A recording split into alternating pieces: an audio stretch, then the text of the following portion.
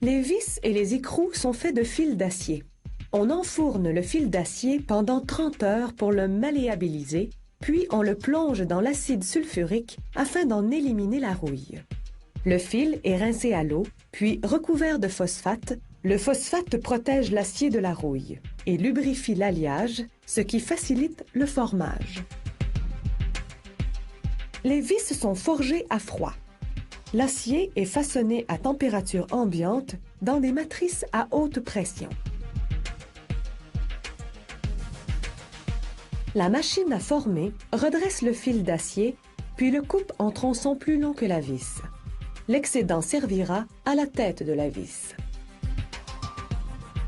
Une première matrice arrondit parfaitement le tronçon. Les suivantes lui donnent progressivement la forme d'un côté de la vis. La machine peut frapper jusqu'à 300 vis à la minute. Voici le formage de la tête au ralenti. Cette matrice forme une sorte de colle.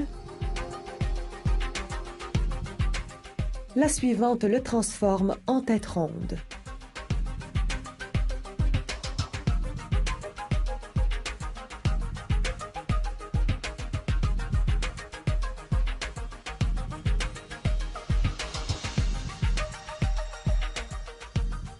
La dernière matrice en fait une tête hexagonale, la forme la plus commune.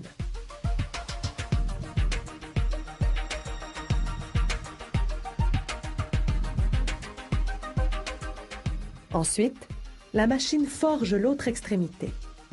Un outil spécial modèle le bas de la vis qu'on appelle le chanfrein. C'est par là qu'on glisse l'écrou.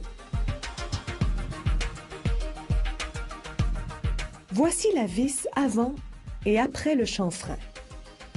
Il faut fileter la vis pour pouvoir y visser un écrou. Cela se fait aussi au forgeage à froid.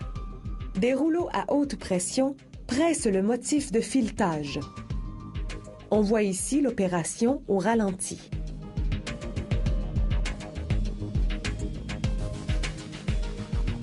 Voici la vitesse réelle, jusqu'à 300 vis à la minute.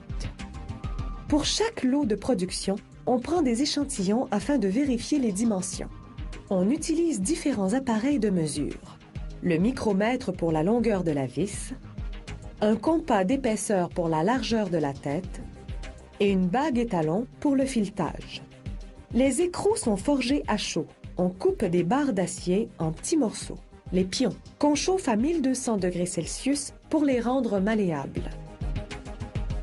Comme on peut le constater au ralenti, les marteaux batteurs hydrauliques modèlent les pions en hexagone, tandis qu'une matrice perce le trou.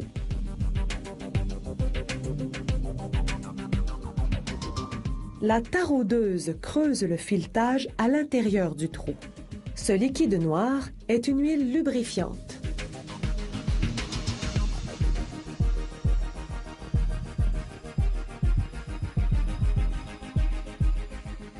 Du pion à l'hexagone, à l'écrou.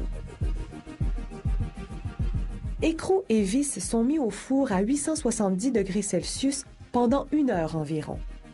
Cette étape permet de les renforcer. Un refroidissement rapide dans l'huile solidifie la structure interne de l'acier. Maintenant, l'acier est dur, mais cassant. On chauffe donc écrou et vis 1 heure supplémentaire. L'équipe du contrôle de la qualité mesure la force nécessaire pour les casser. Si la vis est suffisamment solide selon les normes, elle passe l'inspection tant que la cassure s'est produite au niveau du filetage, la partie la plus faible. On emballe écrou et vis dans des boîtes dont l'étiquette indique la taille et la qualité.